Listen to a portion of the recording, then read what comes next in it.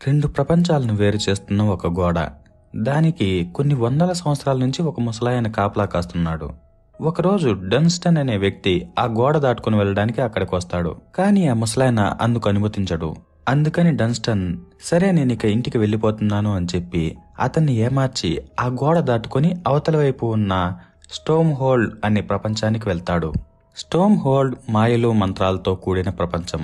అక్కడ చిలుకల్లా పంజరాల్లో పెట్టిన ఏనుగులు, డబ్బాల్లో ఉంచిన కన్నులు లాంటి ఎన్నో విచిత్రమైన విషయాలు ఉంటాయి.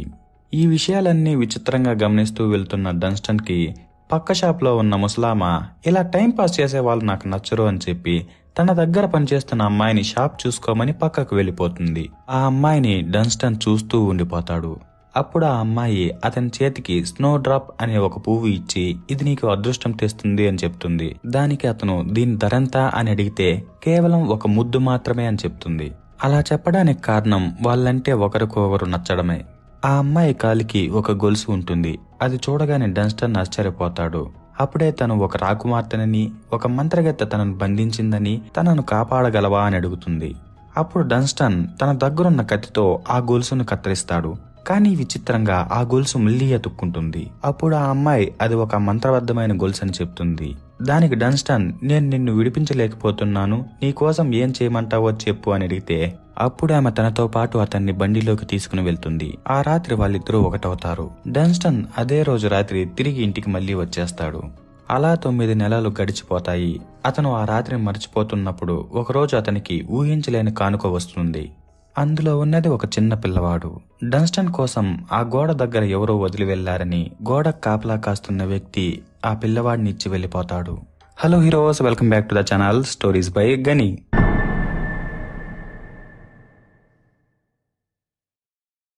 18 సంవత్సరాల తర్వాత ఆ చిన్న పిల్లవాడు పెరిగి పెద్దవుతాడు. అతని పేరు క్రిస్టన్. తన తల్లి యొక్క కుటుంబం గురించి అతనికి ఏమీ తెలియదు. క్రిస్టన్ వాళ్ళది ఒక పేద కుటుంబం. అతను రోజు షాప్ లో వర్క్ చేసేవాడు. అలాగే క్రిస్టన్ విక్టోరియా అనే అమ్మాయిని ఇష్టపడుతుండేవాడు. తన కోసం పూలు తీసుకుని వెళ్ళినప్పుడు హంఫ్రీ అనే మరొక వ్యక్తి అక్కడికి వస్తాడు. హంఫ్రీకి కత్తి యుద్ధం తెలుసు అనే విధంగా బిహేవ్ చేసి ఎప్పుడూ క్రిస్టన్ ని ఏడిపిస్తూనే ఉండేవాడు. ఆ మరుసటి రోజు క్రిస్టన్ షాప్ లో వర్క్ చేస్తున్నప్పుడు విక్టోరియా అక్కడికి వస్తుంది. అక్కడ ముందు వచ్చిన జనాలందరినీ కాదని క్రిస్టన్ విక్టోరియాకు కావలసిన సరుకులన్నీ ఇచ్చి విక్టోరియా తనతో పాటు ఇంటికి రమ్మంటే పని ఉన్నా కూడా తనతో పాటు సామాన్లు తీసుకుని వెళ్లిపోతాడు. దానివల్ల క్రిస్టన్ తను చేస్తున్న పని కోల్పోతాడు. ఇక్కడ ఉన్న మరొక విషయం, విక్టోరియాకి క్రిస్టన్ పెద్దగా ఇష్టం లేదు. కేవలం అతన్ని తనకు కావలసిన పనులు చేపించుకునేందుకు వాడుకుంటుంది. ఆ విషయం క్రిస్టన్ కి అర్థం కాదు. ఆ రోజు రాత్రి క్రిస్టన్ విక్టోరియాకి సర్ప్రైజ్ ఇచ్చేదానికి తన దగ్గర ఉన్న డబ్బులతో కొన్ని వస్తువులు కొని ఒక చోటికి పిలుచుకొని వెళ్తాడు. అలా వాళ్ళు మందు తాగుతూ మాట్లాడుతున్నప్పుడు విక్టోరియా క్రిస్టన్ తో హంఫ్రీ తనను పెళ్లి చేసుకోమని అడిగాడని, దానికి తను ఒప్పుకున్నానని చెప్తుంది. అప్పుడు క్రిస్టన్ తన కోసం ఏదైనా చేస్తానని చెప్తాడు. దానికి విక్టోరియా రెడీగా లేదు, ఎందుకంటే క్రిస్టన్ ఒక పేదవాడు కాబట్టి. అదే సమయంలో గోడకు అటువైపు ఉన్న స్టోమ్ హోల్ ప్రపంచపు రాజు చావు బతుకుల్లో ఉంటాడు. అతను తన కుమారుల 7 మందిలో ఒకరే రాజుగా ఉండాలని, తను కూడా తన అన్నలందరినీ చంపేసి రాజయ్యాడని, కాబట్టి అతని దగ్గర ఉన్న ఒక వజ్రాన్ని తీసుకొని దానిని ఎరుపు రంగు నుంచి తెలుపు రంగులోకి మార్చి చివరగా ఎవరి దగ్గర అయితే ఈ వజ్రం తిరిగి ఎరుపు రంగులోకి మారుతుందో అతనే ఈ రాజ్యానికి రాజవుతాడని ప్రకటించి చనిపోతాడు. అక్కడున్న మరొక విషయం, వాళ్ళ కొడుకులందరికీ ఈ విషయం తెలుసు. అందుకని వాళ్ళలో వాళ్ళు కొట్టుకొని ఆల్రెడీ 4 చనిపోయి ఉంటారు. వాళ్ళు దయ్యాల్లా అక్కడే తిరుగుతుంటారు కానీ ఎటువంటి పని చేయలేరు. ఆఖరిగా రాజు ఎవరవుతారని నిర్ధారించే వరకు వాళ్ళ ఆత్మలకి శాంతి కూడా ఉండదు. ఇక మిగిలిన 3 కొడుకులు ఆ వజ్రాన్ని పట్టుకునే టయానికి ఆ వజ్రం ఆకాశంలోకి ఎగురుకుంటూ వెళ్లిపోతుంది. అలా వెళ్లిన వజ్రం దేన్నో గుద్దుకున్నట్లు ఒక పెద్ద బాంబుమాతో పేలి ఆకాశం నుంచి నేలకు పడిపోతుంది, ఒక తోక చుక్కలాగా. ఆ తోక చుక్కను క్రిస్టన్, విక్టోరియా ఇద్దరూ చూస్తారు. క్రిస్టన్, నేను నీకు ఆ తోక చుక్కను తెచ్చిస్తాను, అప్పుడైనా నువ్వు నన్ను పెళ్లి చేసుకుంటావా అని అడుగుతాడు. ఇక విక్టోరియా ఎంతటికీ ఇతను వదిలేలా లేడు అనేలా ఆలోచించి అదే విధంగా ఆ గోడను ఎవరూ దాటలేరని గుర్తుంచుకొని సరే 1 వారం లోపల ఆ తోకచుక్కను తెచ్చితే నేను నిన్ను పెళ్లి చేసుకుంటాను, లేకుంటే హంఫ్రీని పెళ్లి చేసుకుంటానని చెప్తుంది. మరోవైపు ఆ తోకచుక్క భూమిపై ఉన్న ఒక ప్రదేశంలో పడుతుంది. ఆ చుట్టుపక్కల మొత్తం ఒక బాయిలా అయిపోతుంది. ఆ తోకచుక్క ఒక అమ్మాయి, తన పక్కనే రాజు విసిరిన వజ్రం కూడా ఉంటుంది.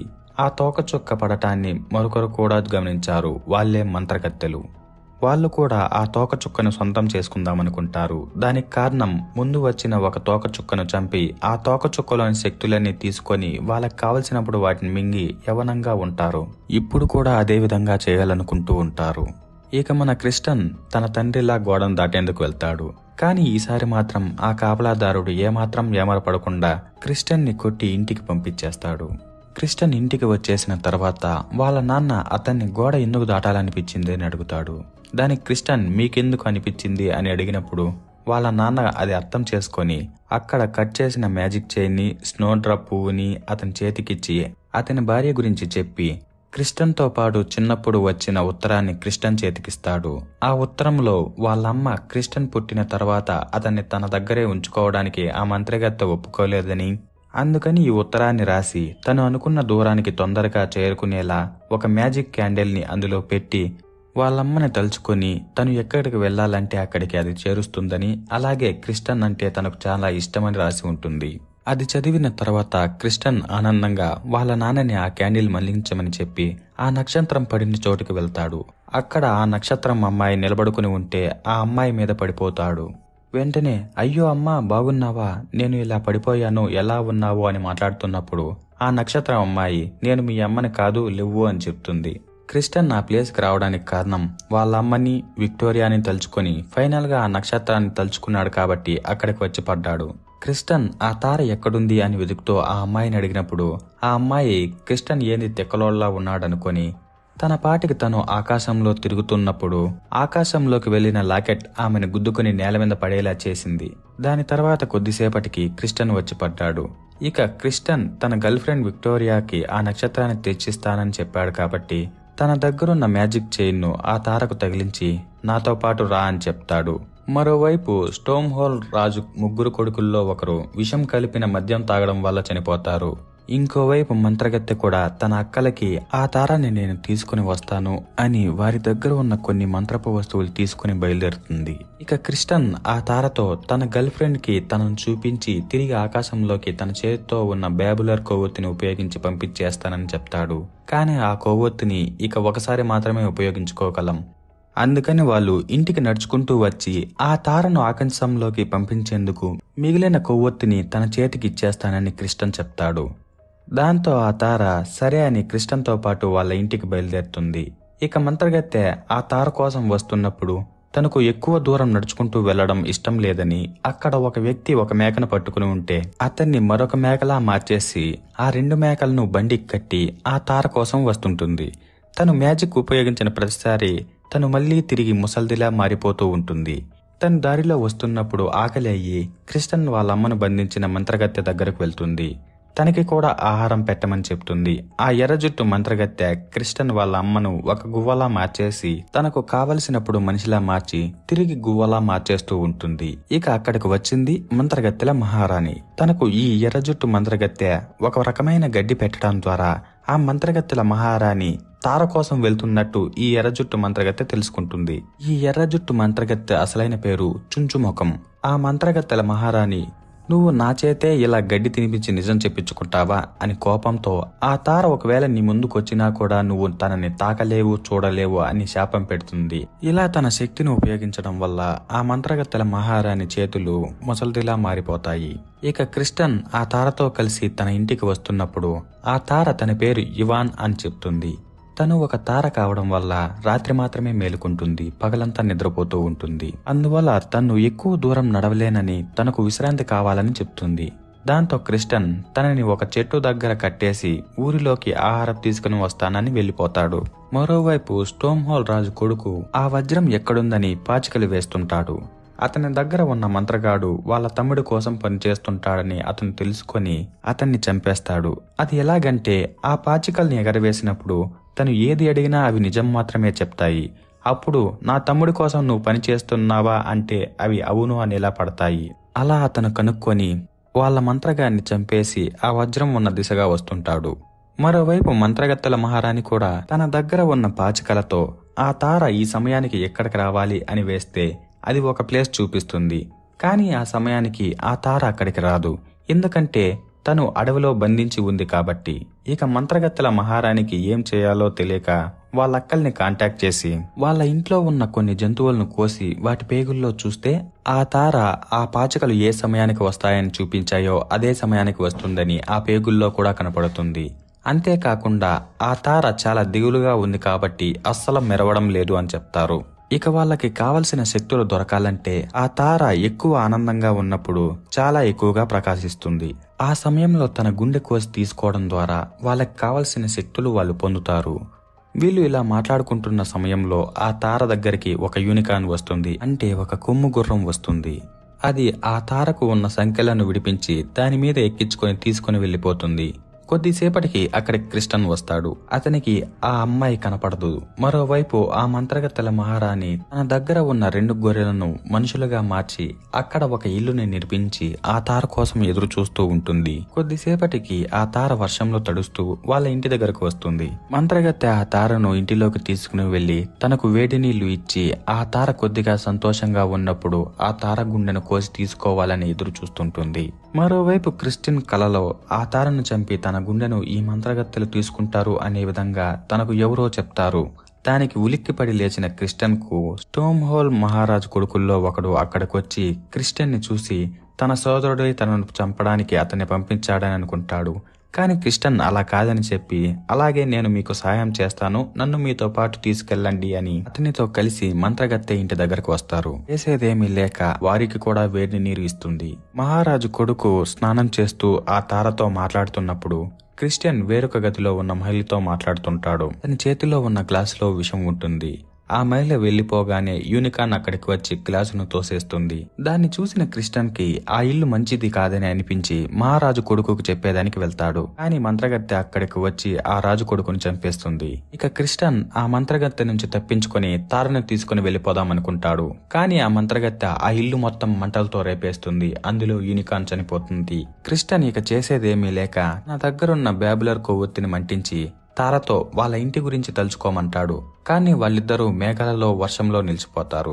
దానికి కారణం ఆ తార వాళ్ళ ఇంటి గురించి, క్రిస్టియన్ కూడా తన ఇంటి గురించి తలుచుకోవడం వల్ల ఎటూ కాకుండా మధ్యలో నిలిచిపోయారు. వాళ్ళిద్దరూ గొడవ పడుతున్నప్పుడు ఒక ఎగిరే పడవలో కొంతమంది వచ్చి వారిద్దరినీ బంధించేస్తారు. మరోవైపు రాజు కొడుకుల్లో ఒకడు అక్కడికి వచ్చి తన సోదరుడు చనిపోయిన దాన్ని చూస్తాడు. అదీ కాకుండా అతని దగ్గర వాళ్ళకు కావలసిన వజ్రం ఉండదు. అక్కడ ఉన్న బక్క మనిషిని రాజు కొడుకు కత్తితో బెదిరించే గిందికి ఆ తార గురించి, వాళ్ళు చేసిన పని గురించి, ఆ ట్రాప్ గురించి మొత్తం ఆ రాజు కొడుకుకు చెప్పేస్తాడు.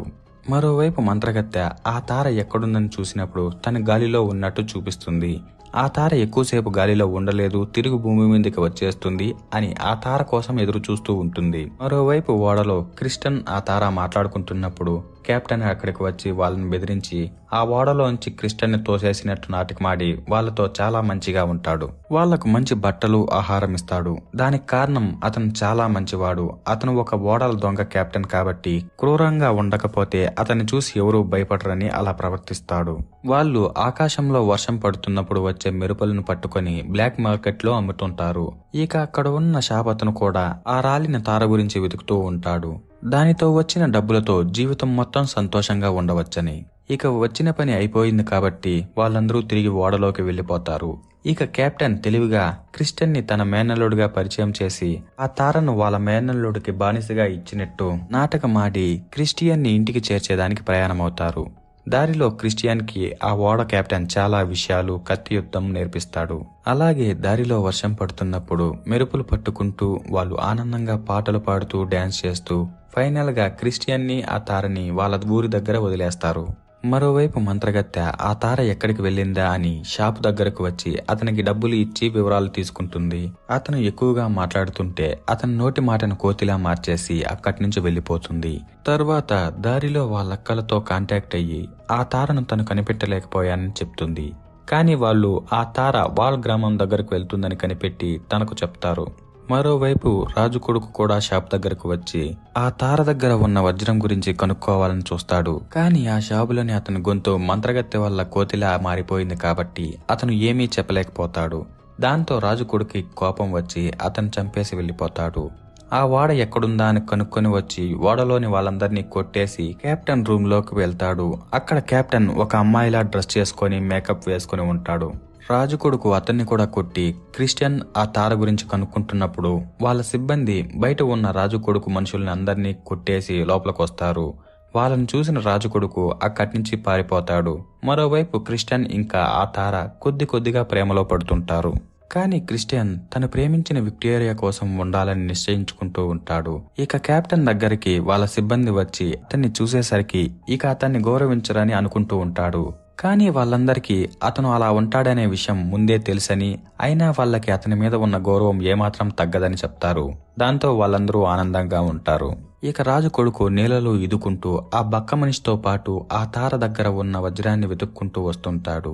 ఇక క్రిస్టియన్ ఆ తార దారిలో చుంచుముఖం మంత్రగత్తెను కలుస్తారు. క్రిస్టియన్ తనని వాల్ గ్రామం దాకా లిఫ్ట్ ఇవ్వమని అడుగుతాడు. ఆలోపే ఆ చుంచుముఖం మంత్రగత్తె క్రిస్టియన్ దగ్గర ఉన్న పువ్వును చూసి అది తనదే, తనకిచ్చేయమని చెప్పి అతని దగ్గరకు వస్తుంది. కానీ అతని చేతిలో ఉన్న కత్తిని చూసి తను ఓ క్షమించండి అని చెప్పి, నాకు ఆ పువ్వుని ఇస్తే నేను నిన్ను వాల్ గ్రామం దగ్గరికి సురక్షితంగా చేరుస్తాను, అలాగే ఆహారం బస కూడా ఏర్పాటు చేస్తానని చెప్తుంది. క్రిస్టియన్ అలాగేనని ఆ మంత్రగత్తెకు పువ్వుని ఇచ్చిన వెంటనే మంత్రగత్తె క్రిస్టియన్ని ఒక ఎలుకలా మార్చేస్తుంది. ఆ సమయంలో ఆ తార ఆ మంత్రగత్తెను కొడదామని ప్రయత్నిస్తుంది. కానీ మంత్రగత్తె దగ్గరకు వెళ్లలేదు. దానికి కారణం మంత్రగత్తెల మహారాణి ఆ చుంచుముఖం మంత్రగత్తెకు ఇచ్చిన శాపం. తారని ఈ మంత్రగత్తె చూడలేదు, తాకలేదు అని. ఇక మంత్రగత్తె క్రిస్టియన్ ని ఒక చిన్న ఎలుక బోన్లో పెట్టి అక్కడి నుంచి తీసుకుని వెళ్లి వాల్ గ్రామం దగ్గర తిరిగి మనిషిలా మార్చేసి వదిలేస్తుంది. క్రిస్టియన్ బండిలో ఎలుకలా వస్తున్నప్పుడు ఆ తార అతని గురించి ఎన్నో విషయాలు చెప్తుంది. అలాగే అతన్ని ప్రేమిస్తున్నానని కూడా చెప్తుంది. ఇక క్రిస్టియన్ ఇంకా ఆ తార ఇవాన్ ఇద్దరు ఒక హోటల్కి వెళ్తారు. అక్కడ వాళ్ళు ఒకరిని ఒకరు గాఢంగా ప్రేమించుకుంటున్న విషయం చెప్తారు. ఆ రాత్రి వాళ్ళిద్దరూ ఒకటవుతారు. ఈ విషయాలన్నీ కూడా దయ్యాలుగా మారిన రాజు కొడుకులు గమనిస్తూనే ఉంటారు. మంత్రగత్తెలు కూడా ఆ తార ఇవాన్ మార్కెట్ దగ్గరలో ఉందని తెలుసుకుంటారు. ఇక్కడ ఉన్న పెద్ద ట్విస్ట్, ఆ తార గనక స్టోమ్ హోల్ నుంచి మామూలు ప్రపంచం అంటే ఇంగ్లాండ్లోకి ఆ వాల్ దాటుకుని వచ్చిందంటే తను ఒక ఇనుప మొక్కల దుమ్ములా మారిపోతుంది. మరోవైపు క్రిస్టియన్ ఆ తార జుట్టు కొంచెం కత్తిరించుకొని కిందకు వచ్చి ఒక పెన్ను పేపర్ కోసం వెతుకుతూ ఉంటాడు.